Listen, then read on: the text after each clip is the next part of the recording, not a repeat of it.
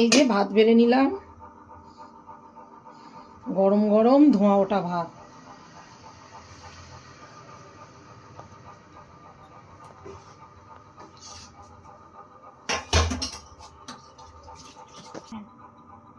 আলু পটল কুমড়ো দিয়ে তরকারি করেছি,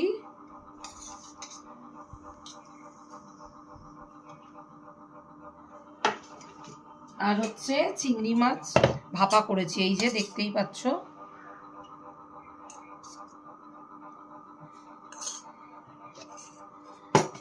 চিংড়ি মাছের মাথা দিয়ে আর ধনেপাতা দিয়ে মরিচ বাটা,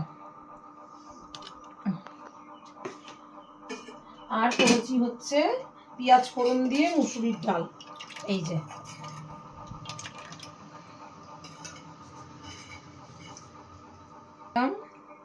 এক্ষুনি প্রিয়াঙ্কা খেতে বসে যাবে, সেই জন্য ওকে পাতেই ডালটা দিয়ে দিলাম।